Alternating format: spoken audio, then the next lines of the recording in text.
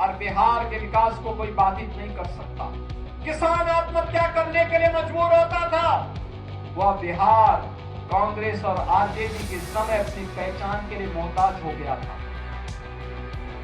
बिहार का नौजवान 2005 के पहले अपनी पहचान को छुपाता था, अपनी पहचान को छुपाता था।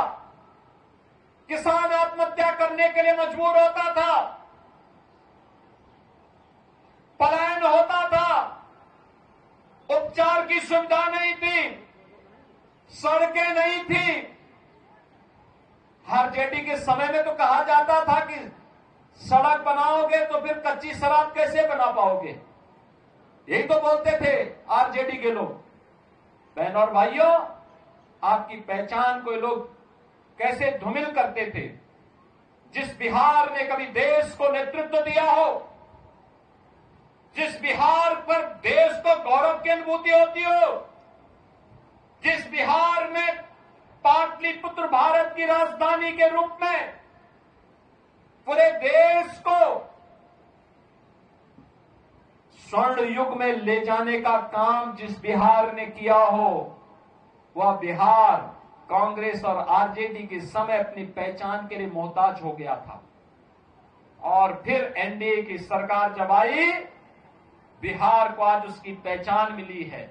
और आज इसीलिए हम लोग आए हैं आपसे कहने के लिए, बीजेपी और एनडीए डबल इंजन की ये सरकार बिहार को विकास के पथ पर डबल स्पीड से ले जाने के लिए प्रतिबद्ध है।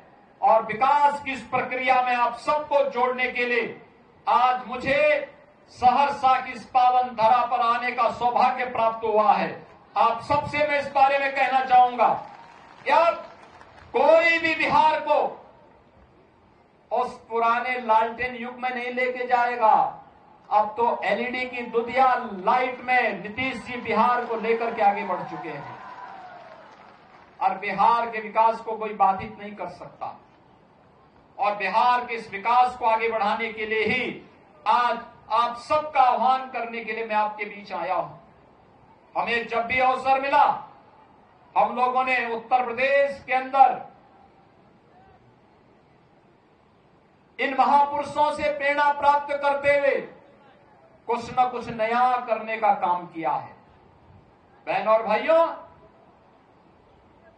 सर्वोदय जयप्रकाश जी की पावन जन्मभूमि उत्तर प्रदेश और बिहार के जंक्शन में बलिया जनपद से सटे हुए है।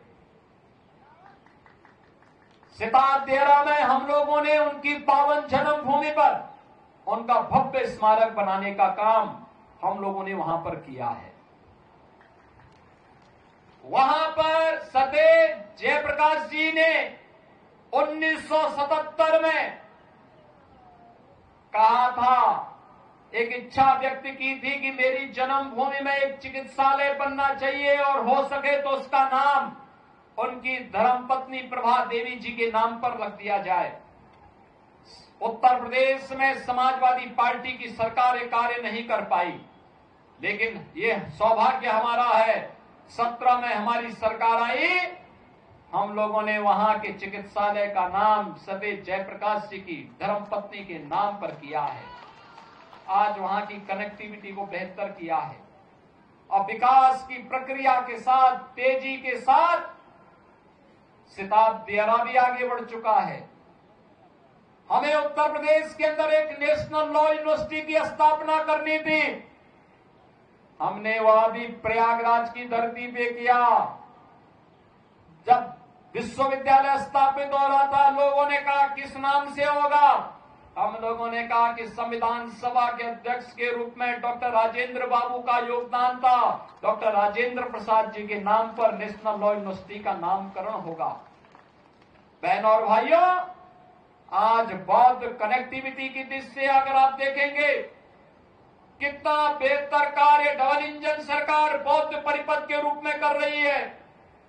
बौद्ध परिपथ को जोड़ने का काम हो या अयोध्या से सीतामढ़ी तक राम जानकी मार्ग के माध्यम से अयोध्या की कनेक्टिविटी को बेहतर बनाने के लिए यह कार्य भी डबल इंजन की भारतीय जनता पार्टी की उत्तर प्रदेश सरकार आपके साथ मिलकर के कर रही है।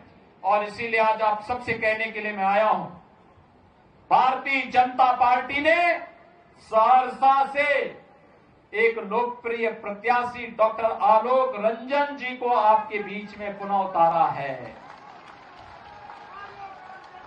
डॉक्टर आलोक रंजन जी आपके बीच में हैं। सोनबरसा से बिहार सरकार के मंत्री श्री रत्नेश सारा जी प्रत्याशी के रूप में आपके बीच में हैं। मासी से श्री गुंजेश्वर शाह जी प्रत्याशी के रूप में आपके बीच में हैं। और एनडीए लोजपा के प्रत्याशी सिमरी बख्तियारपुर से श्री संजय सिंह जी आपके बीच में हैं। बहनों और भाइयों, ये एनडीए के हमारे प्रत्याशी हैं। एनडीए के इन प्रत्याशियों को विजयी बना करके भेजेंगे ना, बना करके भेजेंगे। ये सब विजयी बन करके जाएंगे ना। तो आज तो नामांकन की प्रक्रिया पूरी होने जा रही है। अभी दीपावली के बाद चुनावी सभाएं होंगी।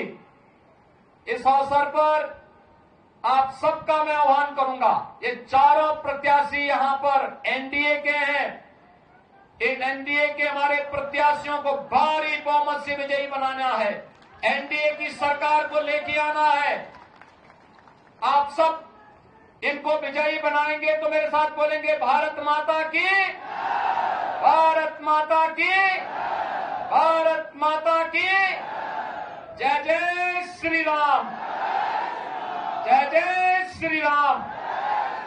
आप सबको दीपावली की और छठ महापर्व की मंगल में शुभकामनाएं देते हुए मैं वाणी को विराम देता हूं। धन्यवाद। जय हिंद।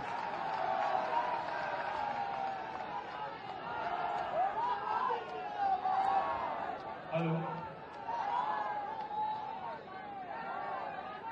सभी